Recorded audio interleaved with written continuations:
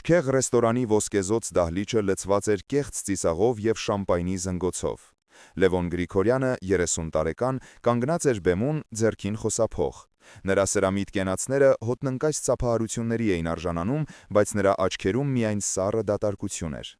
Նա իր տաղանդը վաճառում էր կտոր առ կտոր հարսանիքներում և կորպորատիվ երեկույթներում, վաղուց մոռանալով կոնսերվատորիայի և մեծ բեմի մասին իր երազանքները։ Երբ հարսանեկան խնջույքի հերթական պարտադիր մասն ավարտվեց, նա աննկատ սահեց դեպի Սպիտակ Ռոյալը և սկսեց նվագել։ Դա հարսանեկան երաժշտություն չէր։ Մատների տակ ծնվում էր մի մեղեդի լի կարոտով, ցավով և չիրականացած երազանքներով։ Այդ մեղեդին նրան հետապնդում էր մանկուց, կարծես միստիկական նախանշան լիներ մի բանի, որը նա այդպես էլ չէր հասկացել։ Հենց այդ պահին նրան մոտեցավ մի թանկարժեք կոստյումով տղամարդ։ «Տպավորիչ է, երիտասարդ», ասաց նա։ «Ես մի առաջարկ ունեմ ձեզ համար։ Իմ հաճախորդը շատ կարևոր մարդ է, նա փնտրում է մասնավոր երաժիշտ մի քանի երեկոյի համար։ Նա Երևանում է ընդամենը մի քանի օրով»։ Եվ նա պաշտում է հին հայկական մեղեդիները։ Լևոնը դեռ չգիտեր, որ այդ հանդիպումը կփոխի իր կյանքն ընդմիշտ։ Եթե ուզում եք իմանալ, թե ինչպես են հասարակ հայերը հանդիպում լեգենդների, անպայման բաժանորդագրվեք մեր ալիքին։ Լևոնը ցինիկորեն մտածեց. ով կարող է լինել, նախագահը, թե հենց ինքը Շառլ Ազնավուրն է որոշել գաղտնի այցելել։ Նա համաձայնեց ավելի շուտ գումարի, քան հետաքրքրության համար։ Ճանապարհին դեպի շքեղ հյուրանոց նա մտածեց, թե քանի հայ երաժիշտ կա աշխարհում, որ իրպես կորցրել է հավատը։ Երևանից մինչև Փարիզ, Գլենդելից մինչև Մոսկվա։ Գրեք մեկնաբանություններում, թե որ քաղաքից եք դուք մեզ դիտում, եւ արդյոք ձեզ մոտ էլ կան նման պատմություններ։ Հյուրանոցի նախասրահում նրան դիմավորեց նույն տղամարդը, գործակալը, ով ներկայացրեց խիստ պայմանները։ Դուք չեք տեսնի նրան։ Դուք չեք խոսի նրա հետ։ Ձեր խնդիրն է նվագել հարևան սենյակում։ Նա պարզապես ֆոնային երաժշտություն է ուզում լսել։ Սա հանդիպման խոչընդոտն էր, մի ամբողջ պատ երաժշտի եւ նրա առեղծվածային ունկնդրի միջև։ Լևոնը զգաց, որ խաբված է։ Նա ընդամենը անտեսանելի երաժշտական պաստառ էր։ Նա նստեց Ռոյալի մոտ և սկսեց անհոգի նվագել ջազային ստանդարտներ։ Մի քանի ժամ անց գործակալը մտավ սենյակ։ «Բավական է այսօրվա համար»։ Լևոնը հիասթափված հավաքեց իր իրերը։ Սա իր վերջին հնարավորությունն էր, և այն ձախողվեց։ Նա կանգնեց որոշման կայացման կարևոր կետում՝ հեռանալ հերթական անգամ պարտված, թե անել մի բան, որը կփոխի ամեն ինչ։ Ենթարկվելով հանկարծակի մղմանը, նա վերադարձավ Ռոյալի մոտ։ Նա որոշեց նվագել այն մեկ մեղեդին, որը ոչ ոքի համար չէ, միայն իր համար։ Այն մեղեդին, որը նրան հետապնդում էր։ Նա փակեց աչքերը և թույլ տվեց, որ մատները պատմեն իր ողջ ցավն ու հույսը։ Երբ վերջին նոտան մարեց օդում, նա լսեց մի թույլ ձայն։ Հարևան սենյակի դուռը դանդաղ բացվեց։ Դրան շեմին կանգնած էր ինքը՝ Շառլ Ազնավուրը։ Տարիքից կգացած, բայց հայացքը սուր ու խորաթափանց։ Նա լուռ նայեց Լևոնին և խրպոտ, բայց անսխալականորեն ծանոթ ձայնով հարցրեց. «Այդ մեղեդին, որտեղից գիտես դու այն»։ Լևոնը սառեց։ Աշխարհի բոլոր ձայները կարծես լռեցին, բացի այդ մեկ հարցից, որը կախված մնաց օդում։ Նրա առջև կանգնած էր մի լեգենդ, ում ձայնասկավառակները նա մաշել էր մանուկ հասակում, ում երգերի տակ առաջին անգամ սիրահարվել էր։ Շառլ Ազնավուրը նայում էր նրան ոչ թե որպես համաշխարհային աստղ, այլ որպես մի ծերունի, ով իր հոգու մի կտորն էր լսել անծանոթի մատներից ծնված երաժշտության մեջ։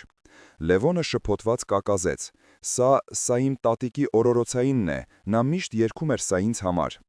Ազնավուրը դանդաղ մոտեցավ Ռոյալին, նրա շարժումներում զգացվում էր տարիների բեռը, բայց հայացքը սուր էր ու կենդանի։ Նա դողացող մատներով նվագեց մի քանի նոտա, նույն մեղեդին, բայց մի փոքր այլ երանգով, կարծես հիշողության խորքից հանված մի կիսատ պատառիկ։ «Իմ մայրն էր սա երգում», ասաց նա ավելի շատ իրեն, քան Լևոնին։ «Ընդամենը մի հատված, ամբողջ կյանքումս փնտրել եմ դրա շարունակությունը»։ Այնինչ Լևոնը կարծում էր, թե լինելու էր հերթական անանուն աշխատանք, վերածվեց մի անհավանական հնարավորության։ Բայց հենց այդ պահին գործակալը, ով մինչ այդ լուռ հետևում էր տեսարանին, վճռական քայլով մոտեցավ։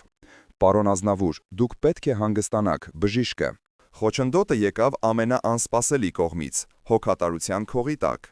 «Լռիր, Պիեր», կտրուկ ընդհատեց նրան մաեստրոն, չկտրելով հայացքը Լևոնից։ «Այս երիտասարդը կմնա, մենք գործ ունենք»։ Գործակալի դեմքին դժգոհության ստվեր սահեց։ Լևոնը հասկացավ, որ այս մարդը ոչ թե պարզապես օգնական է, այլ պահապան, որը պատրաստ է պաշտպանել լեգենդին անգամ ինքն իրենից։ Նա թաքնված մտադրություն ուներ՝ մեկուսացնել Շարլ Ազնավուրին ցանկացած հուզական ցնցումից, նույնիսկ եթե դա ոգեշնչման աղբյուր էր։ Հաջորդ օրերը վերածվեցին անհավանական ստեղծագործական համագործակցության։ Լևոնը նվագում էր, իսկ Ազնավուրը պատմում էր։ Պատմում էր Փարիզի, իր մոր Քնար Բաղդասարյանի, ցեղասպանությունը վերապրածի մասին, ով իր հետ Ֆրանսիա էր բերել ոչ միայն ցավի հիշողությունը, այլև այս անավարտ մեղեդին։ Նա երբեք չէր երգում այն ամբողջությամբ, հիշում էր Ազնավուրը, կարծես վերջաբանը չափազանց ցավոտ էր հիշելու համար։ Իրավիճակը ստիպում էր ռիսկային որոշում կայացնել, հենց հիմա։ Լևոնը պետք է ընտրեր, կամ լինել զգույշ և չխորանալ ցավոտ թեմայի մեջ, այդպիսով կորցնելով Ազնավուրի վստահությունը, կամ ռիսկի դիմել և փորձել վերականգնել երգը, վտանգելով մաեստրոյի փխրուն հանգստությունը։ Նա ընտրեց երկրորդը։ «Գուցե մենք կարող ենք միասին գտնել այն», առաջարկեց Լևոնը, զարմանալով սեփական համարձակության վրա։ «Իմ տատիկը պատմում էր, որ այս երգը ոչ թե թխրության, այլ հույսի մասին է, վերածննդի խորհրդանիշ»։ Ազնավուրի աչքերը փայլեցին։ Առաջին անգամ ինչ-որ մեկը հասկացավ նրա որոնումների էությունը։ Հանդիպումը հնարավոր դարձավ, բայց մեծ զոհողության գնով։ Լևոնը պետք է հրաժարվեր իր ցինիզմից, իր անտարբերությունից և սուզվեր մի պատմության մեջ, որը շատ ավելի մեծ էր, քան իր անձնական հիասթափությունները։ Նա պետք է դառնար ոչ թե երաժիշտ, այլ հիշողության կրող։ Երբ նրանք սկսեցին աշխատել, Լևոնը նկատեց, որ Ազնավուրը հաճախ էր կանգ առնում, հայացքը հարում հեռուն, կարծես լսում էր ձայներ, որոնք ուրիշ ոչ ոք չէր լսում։ Մի երեկո, երբ նրանք արդեն հոգնած էին անպտուղ փորձերից, Ազնավուրը հանկարծ շշնջաց։ Նա ասում էր, որ երգի բանալին ոչ թե նոտաների, այլ բառերի մեջ է, մի բառի, որը կորել է։ Կորած բառը։ Այս արտահայտությունը դարձավ նրանց որոնումների առանցքը։ Լևոնը սուզվեց հայկական ժողովրդական երգերի արխիվների, հին ձայնագրությունների և ազգագրական գրքերի մեջ, փորձելով գտնել գոնե մի նշույլ, որը կօգներ վերականգնել ամբողջական պատկերը։ Նա աշխատում էր գիշերները, երբ Շարլ Ազնավուրը հանգստանում էր, իսկ ցերեկները ներկայացնում էր իր գտածոները։ Բայց ամեն անգամ մաեստրոն գլուխն էր օրորում. «Սա չէ, սրանք ուրիշի խոսքեր են, ուրիշի ցավ»։ Հիմնական հակամարտությունը խորանում էր, դա այլևս պարզապես երգ գտնելու խնդիր չէր, այլ երկու տարբեր սերունդների հիշողությունները համադրելու անհնարին թվացող փորձ։ Գործակալ Պիերը գնալով ավելի անհանգիստ էր դառնում։ Նա տեսնում էր, թե ինչպես է այս որոնումը հյուծում 90-ամյա արտիստին։ Նրա համար Լևոնը դարձել էր վտանգավոր ներխուժող, ով խախտում էր այն խնամքով կառուցված խաղաղությունը, որով ինքը շրջապատել էր իր պաշտելիին։ Աստղի շրջապատը թշնամական դարձավ անսպասելի պատճառով, ոչ թե նախանձից, այլ չափազանց մեծ սիրուց և պաշտպանելու ցանկությունից։ Մի օր Պիերը Լևոնին առանձնացրեց. «Լսիր, երիտասարդ, ես հասկանում եմ քո ոգևորությունը, բայց սա պետք է դադարեցվի։ Պարոն Ազնավուրի առողջությունը թույլ չի տալիս նման լարվածություն, նրա համար սա վտանգավոր է»։ Հանդիպման հնարավորությունը, որը թվում էր այդքան մոտ, այժմ պահանջում էր սկզբունքների խախտում։ Լևոնը պետք է ընտրեր՝ հնազանդվել և հեռանալ, թե անտեսել զգուշացումը և շարունակել պայքարը, ռիսկի ենթարկելով այն մարդու կյանքը, ում այդքան հիանում էր։ «Ես չեմ կարող կանգ առնել», պատասխանեց Լևոնը։ «Սա ավելին է, քան պարզապես երգ, սա նրա պատմությունն է, մեր պատմությունը»։ Այդ պահից Պիերը սկսեց բացահայտ խոչընդոտել նրանց աշխատանքին։ Նա սահմանափակում էր նրանց հանդիպումների ժամերը, անընդհատ ընդհատում էր նրանց բժշկի այցելությունների կամ հանգստի պատրվակով։ Լևոնը զգում էր, թե ինչպես է ժամանակը սպառվում։ Հուսահատության պահին Լևոնին օգնության ձեռք մեկնեց անսպասելի մեկը՝ Մարիամը։ Տեսնելով Լևոնի տառապանքը, նա սկսեց իր սեփական հետազոտությունը։ Նա զանգահարեց իր հեռավոր ազգականներին, խոսեց տարեց մարդկանց հետ, ովքեր դեռ հիշում էին հին երգերը։ Մի օր նա վերադարձավ ոգևորված. «Ես մի բան եմ գտել։ Իմ մեծ տատը, ով նույնպես Վանից էր, ինչպես Շարլ Ազնավուրի նախնիները, միշտ մի բառ էր կրկնում, երբ տխրում էր. կրունկ։ Բայց նա դա ասում էր ոչ թե թռչունի իմաստով, այլ որպես հույսի, վերադարձի խորհրդանիշ»։ Այս տեղեկությունը փոխեց Լևոնի վերաբերմունքը որոնումների նկատմամբ։ Նա հասկացավ, որ կորած բառը ոչ թե գոյական էր, այլ փոխաբերություն։ Բայց ինչպես ներկայացնել այս վարկածը Ազնավուրին, երբ Պիերը նրանց միջև անթափանց պատ էր կառուցել։ Հենց այդ երեկո տեղի ունեցավ անսպասելին։ Պիերը ինքը մոտեցավ Լևոնին։ Նրա դեմքը հոգնած էր և տխուր։ «Նրա վիճակը վատացել է», ասաց նա։ «Բժիշկներն ասում են, որ նա հրաժարվում է պայքարել։ Նա անընդհատ կրկնում է, որ իր գործն անավարտ մնաց»։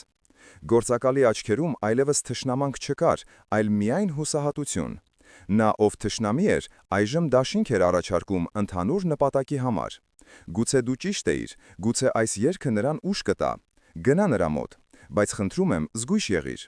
Լևոնը հայտնվեց իր նպատակից մեկ քայլ հեռավորության վրա, բայց պետք է ընտրություն կատարեր։ Նա կարող էր գնալ եւ ներկայացնել իր գտած կրունկ բառը, ռիսկի ենթարկելով, որ դա կարող է լինել սխալ եւ վերջնականապես կոտրել ծերունուն, կամ կարող էր լռել։ Կրիտիկական իրավիճակը ստիպում էր ցույց տալ իր իրական դեմքը։ Նա խորը շունչ քաշեց եւ վճռական քայլերով ուղղվեց դեպի մայստրոյի սենյակը, ձեռքին ոչ թե նոտաներ, այլ միայն մեկ բառ՝ լի հույսով եւ վտանգով։ Նա մտավ սենյակ։ Շարլ Ազնավուրը պառկած էր անկողմում, աչքերը փակ։ Նա այնքան փոքր ու խոցելի էր թվում այդ մեծ սպիտակ սավանների մեջ։ Մի պահ Լևոնին թվաց, թե ուշ է, որ ինքը ձախողել է, եւ իր անզգույշ որոնումները մարել են այն վերջին կայծը, որը դեռ վառվում էր լեգենդի մեջ։ Սենյակում տիրող լռությունը ծանր էր ու ճնշող։ Լևոնը դանդաղ մոտեցավ դաշնամուրին, որը դրված էր սենյակի անկյունում, եւ առանց խոսք ասելու սկսեց նվագել։ Նա նվագում էր իրենց անավարտ մեղեդին, բայց այս անգամ ներդնելով նոր գտած հույսը, կրունկ բառի խորհուրդը։ Նա նվագում էր ոչ թե ցավի, այլ տուն վերադարձի, ոչ թե կորստի, այլ վերածննդի մասին։ Ազնավուրի կոպերը թեթևակի շարժվեցին։ Նա բացեց աչքերը եւ հայացքը հառեց Լևոնին։ Նրա շուրթերին հազիվ նշմարելի ժպտիթ հայտնվեց, բայց հենց այդ պահին տեղի ունեցավ այն, ինչը սպառնում էր ոչնչացնել ամեն ինչ։ Սենյակ ներխուժեցին բժիշկները, Պիերի գլխավորությամբ։ «Ինչ է կատարվում այստեղ», խիստ ձայնով հարցրեց գլխավոր բժիշկը, անտեսելով Պիերի բացատրությունները։ «Ես կարգադրել էի բացարձակ հանգիստ, դուք վտանգում եք նրա կյանքը»։ Այս խոսքերը որպես դատավճիռ հնչեցին Լևոնի համար։ Հայտնիի հետ կապված իրավիճակը սպառնում էր ոչ միայն իր հեղինակությանը, այլև կարող էր մեղադրանքի պատճառ դառնալ։ Նրան բառացիորեն դուրս հրեցին սենյակից, իսկ Պիերը, խուսափելով նրա հայացքից, փակեց դուռը նրա առջև։ Հաջորդ օրը Լևոնին հայտնեցին, որ նրա ծառայություններն այլևս պետք չեն։ Նրան արգելված էր նույնիսկ մոտենալ այն հարկին, որտեղ գտնվում էր Շարլ Ազնավուրը։ Նա մնաց մենակ, իր մեղքի զգացումով եւ անավարտ գործի դառնությամբ։ Նա գիտակցեց հանդիպման դժվարության իրական մասշտաբը։ Խնդիրը ոչ թե երգը գտնելն էր, այլ այն պաշտպանիչ պատը ճեղքելը, որով շրջապատված էր աստղը։ Մի քանի օր նա աննպատակ թափառում էր Երևանի փողոցներով, կորցրած եւ հիասթափված։ Նա պատրաստ էր հրաժարվել իր երազանքից, ընդունել իր պարտությունը։ Հենց այդ պահին նրան զանգահարեց Մարիամը։ «Լևոն, մի հանձնվիչ», ասաց նա։ «Ես խոսեցի մշակույթի նախարարության իմ ծանոթի հետ։ Նրանք պատրաստվում են Ազնավուրին պարգևատրել։ Արարողությունը տեղի կունենա օպերայի թատրոնում, սա քո վերջին հնարավորությունն է»։ Հանդիպելու միակ ճանապարհը պահանջում էր անհնարինը։ Լևոնը պետք է ինչ-որ կերպ ներթափանցեր խիստ հսկվող միջոցառմանը, հասնել բեմ եւ հանրության առջև ներկայացնել իրենց երգը։ Դա խենթություն էր, որը կարող էր ավարտվել սկանդալով եւ նրա կարիերայի վերջնական կործանմամբ։ Բայց նա նայեց իր ձեռքերին, որոնք դեռ հիշում էին դաշնամուրի ստեղները, եւ հիշեց Ազնավուրի աչքերում վառված հույսի կայծը։ Նա հասկացավ, որ այլևս կորցնելու ոչինչ չունի։ Նա պետք է փորձեր։ Նա զանգահարեց իր հին ընկերներին, երաժիշտներին, որոնց հետ ժամանակին նվագում էր, եւ ասաց. «Տղերք, ես ձեր օգնության կարիքն ունեմ, մենք պետք է փոքրիկ հրաշք գործենք»։ Վերջնական խայծը դրված էր։ Նա կամ կհասներ իր նպատակին, ավարտին հասցնելով իրենց ընդհանուր պատմությունը, կամ վերջնականապես կկործանվեր բոլորի աչքի առաջ։ Օպերայի թատրոնի դահլիճը լի էր փայլով եւ պաշտոնականությամբ։ Լևոնը իր երաժիշտ ընկերների օգնությամբ, որոնք նվագախմբի անդամներ էին, կարողացել էր ներս մտնել եւ թաքնվել կուլիսներում։ Նրա սիստը բաբախում էր կատաղի ռիթմով։ Նա տեսնում էր, թե ինչպես են բեմ բարձրացնում հաշմանդամի սայլակին նստած Շարլ Ազնավուրին։ Նա շատ թույլ էր թվում, բայց երբ սկսեց խոսել, նրա ձայնը լցրեց դահլիճը նույն անկոտրում ուժով։ Լևոնը սպասում էր ճիշտ պահի։ Երբ պաշտոնական մասն ավարտվեց եւ մայստրոին պատրաստվում էին հեռացնել բեմից, Լևոնը խորը շունչ քաշեց եւ դուրս եկավ լույսի ներքո։ Մի պահ դահլիճում լռություն տիրեց։ Անվտանգության աշխատակիցները շտապեցին նրա մոտ, բայց նա արդեն նստած էր բեմի վրա դրված ռոյալի մոտ։ Նա սկսեց նվագել։ Նա նվագում էր իրենց վերջին երգը, ավարտուն ամբողջական տարբերակով։ Մեղեդին թռավ դահլիճով պատմելով կորստի, հիշողության եւ անմահ հույսի մասին։ Շարլ Ազնավուրը, որը մեջքով էր նստած դեպի նա, դանդաղ շրջվեց։ Նրա աչքերում զարմանք էր, հետո ճանաչում եւ վերջապես խորին հուզմունք։ Անվտանգության աշխատակիցները սառել էին տեղում, չիմանալով ինչպես վարվել։ Լևոնը երգում էր, իր ողջ հոգին դնելով յուրաքանչյուր բառի մեջ։ Նա երգում էր կռունկի մասին, որը ոչ թե թռչուն էր, այլ հոգու ձգտումը դեպի իր արմատները։ Երբ նա ավարտեց, դահլիճում մի քանի վայրկյան տիրեց խորը լռություն, որը հետո պայթեց որոտալից ծափահարություններով։ Բայց Լևոնը նայում էր միայն մեկ մարդու, եւ այդ պահին տեղի ունեցավ անսպասելին։ Շարլ Ազնավուրը նշան արեց, որ իրեն մոտեցնեն ռոյալին։ Նա թույլ ձեռքը դրեց Լևոնի ուսին։ Նրա առաջին խոսքերը շրջեցին Լևոնի բոլոր պատկերացումները։ «Ես սպասում էի քեզ», շշնջաց նա, «ես գիտեի, որ դու կգաս»։ Լևոնը ցնցված էր։ Սա ոչ թե մոռացված մեղեդու որոնում էր, այլ փորձություն։ «Իմ մայլը երգում էր այս երգն ամբողջությամբ», խոստովանեց Ազնավուրը, նրա ձայնը հազիվ լսելի էր դահլիճի աղմուկի մեջ։ Բայց նա ինձ կտակել էր այն փոխանցել մեկին, ով կկարողանա լսել ոչ թե նոտաները, այլ հոգին։ Մեկին, ով կորցրել է հավատը, բայց ում մեջ դեռ ապրում է երաժշտությունը։ Ես փնտրում էի ոչ թե երգը, այլ քեզ։ Լևոնը հասկացավ, որ ինքը ոչ թե օգնական էր, այլ ժառանգորդ։ Այն, ինչ նա համարում էր իր սեփական ցավի արտահայտություն, իրականում ուրիշի հույսի կանչն էր։ Հանդիպումը, որին նա այդքան ձգտում էր, բոլորովին այլ իմաստ ստացավ։ Նա եկել էր օգնելու, բայց իրականում օգնության կարիք ուներ ինքը։ Այդ պահից նրա աշխարհը երբեք նույնը չէր լինի։ Նա այլևս ցինիկ թամադա չէր, այլ մի ամբողջ ժողովրդի հիշողության կրողը, ում վստահվել էր շարունակել վերջին երգը։ Այդ երեկոյից հետո Լևոնի կյանքը վերածվեց քաոսի։ Լրագրողները պաշարել էին նրա տունը, հեռախոսը չէր դադարում զնգալ։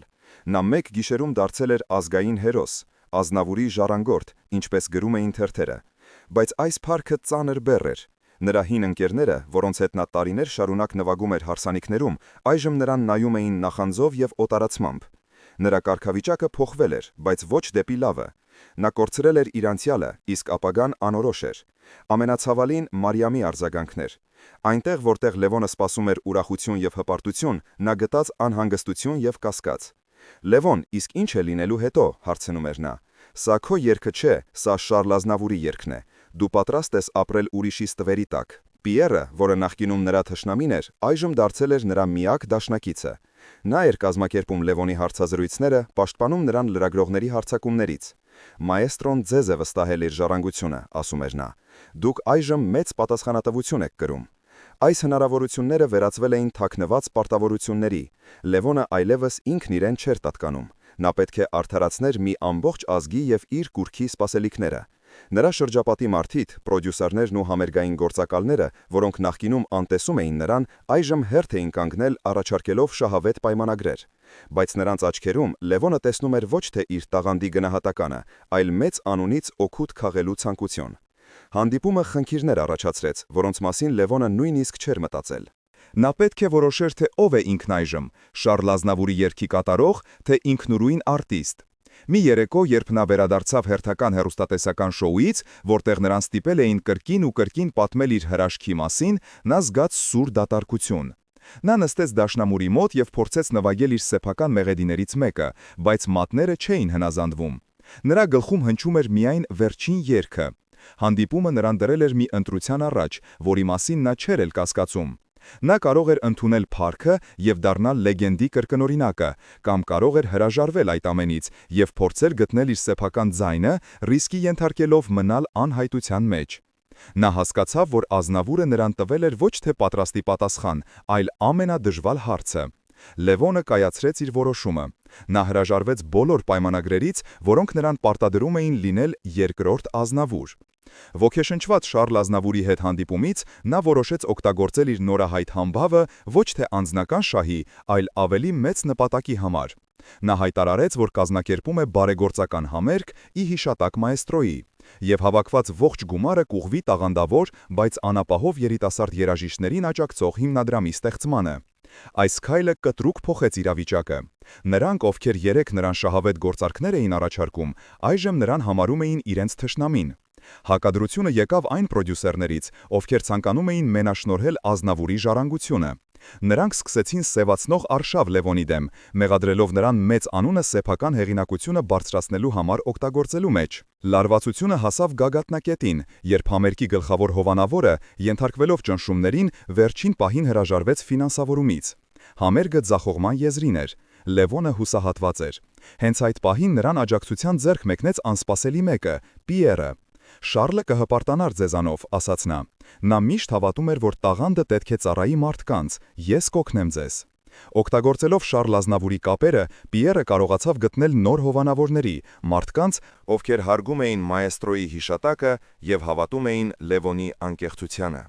Խոչընդոտը քողարկված հնարավորություն դարձավ, որը ցույց տվեց, թե ովքեր են Լևոնի իրական բարեկամները։ Համերգի օրը եկավ։ Կուլիսներում լարվածությունը հասել էր իր գագաթնակետին։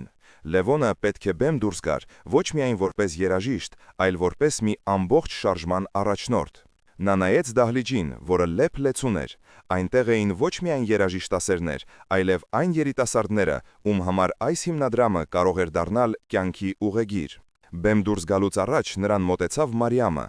Նրա աչքերում այլևս կասկած չկար, այլ միայն հպարտություն։ «Ես սխալվում էի», ասաց նա։ «Դու ոչ թե նրա ստվերն ես, այլ նրա լույսի շարունակությունը»։ Այս խոսքերը Լևոնին տվեցին այն վերջին ուժը, որի կարիքն ուներ։ Նա հասկացավ, որ իր իսկական փորձությունը հենց նոր է սկսվում։ Հաջողությունը, որին նա հասել էր, վերածվել էր նոր, ավելի լուրջ խնդրի՝ արդարացնել այն հավատը, որը նրա հանդեպ ցուցաբերել էին Ազնավուրը, Պիերը, Մարիամը և հազարավոր մարդիկ դահլիճում։ Նա շունչ խաշեց և դուրս եկավ բեմ։ Լույսերը խամրեցին, և դահլիճում մնաց միայն մեկ լուսարձակ, ուղղված Լևոնին և Ռոյալին։ Նա սկսեց նվագել։ Բայց այս անգամ դա վերջին երգը չէր։ Դա միանգամայն նոր մեղեդի էր, ծնված նրա սեփական ցավից, որոնումներից և վերագտած հավատից։ Դա Լևոնի երգն էր։ Նա երգում էր ոչ թե ուրիշի հիշողության, այլ իր սեփական ճանապարհի մասին, ցինիկ Թամադայից մինչև իր կոչումը գտած արտիստ։ Սա էր հակամարտության գագաթնակետը, նրա վճռորոշ պահը։ Նա կարող էր շարունակել շահագործել Շառլ Ազնավուրի անունը, բայց նա ընտրեց ամենադժվար ուղին՝ լինել ինքը։ Համերգի ընթացքում էկրանին հայտնվեցին կադրեր, երիտասարդ անհայտ երաժիշտներ, որոնց համար ստեղծվել էր հիմնադրամը։ Նրանք խոսում էին իրենց երազանքների մասին, և նրանց աչքերում վառվում էր այն նույն կրակը, որը Լևոնը կարծում էր, թե իր մեջ մարել է։ Համերգի վերջում, երբ Լևոնը նվագում էր վերջին ակորդները, տեղի ունեցավ մի բան, որը ոչ ոք չէր սպասում։ Էկրանին հայտնվեց Շառլ Ազնավուրի նախկինում չցուցադրված տեսագրությունը։ Նա նստած էր իր տանը և ժպտում էր։ «Եթե դուք դիտում եք սա, ուրեմն Լևոնը գտել է իր ճիշտ ճանապարհը», ասում էր մաեստրոն։ «Ես նրան չեմ թողել երգ, ես նրան թողել եմ բանալի, բանալի, որով նա կարող էր բացել ոչ թե իմ, այլ իր սեփական դուռը։ Ժառանգությունը ոչ թե կրկնելն է, այլ շարունակելը։ Այս անսպասելի միջամտությունը վերջնականապես լուծեց ամեն ինչ։ Համերգից հետո Լևոնն այլևս Ազնավուրի ժառանգորդը չէր։ Նա Լևոն Գրիգորյանն էր, մի արտիստ, ով գտել էր իր ձայնը։ Նրա վերջնական ընտրությունը՝ լինել ինքնուրույն, հարգանքի արժանացավ բոլորի կողմից։ Պրոդյուսերները, որոնք նրան թշնամի էին համարում, այժմ տեսնում էին նրա մեջ ոչ թե մրցակցի, այլ նոր ուժի։ Մարիամը գրկեց նրան, հասկանալով, որ նրա կողքին այժմ ոչ թե կուռքի ստվերն է, այլ իր սիրելի տղամարդը, իր ողջ ուժով և տաղանդով։ Նոր իրականության ընդունումը սկսվել էր։ 1 տարի անց Լևոնի հիմնադրամն օգնել էր տասնյակ երիտասարդների։ Նրա սեփական երաժշտական կարիերան վերելք էր ապրում։ Նա այլևս չէր նվագում հարսանիքներում, այլ հավաքում էր լիքը դահլիճներ։ Հանդիպումը Շառլ Ազնավուրի հետ նրան տվեց ավելին, քան փառքը։ Այն նրան վերադարձրեց ինքն իրեն։ Նա հասկացավ, որ իսկական տաղանդը ոչ թե անցյալը կրկնելու, այլ ապագա ստեղծելու կարողությունն է։ Այս պատմությունը ոչ միայն երկու երաժիշտների հանդիպման մասին է, այլև այն մասին, թե ինչպես կարող է մեկ հանդիպումը փոխել կյանքի ընթացքը։ Հետաքրքիր է, իսկ դուք երբևէ երազել եք հանդիպել ձեր կուռքին։ Ո՞վ է նա և ինչ կասեիք նրան, եթե հնարավորություն ունենայիք։ Գրեք ձեր պատմությունը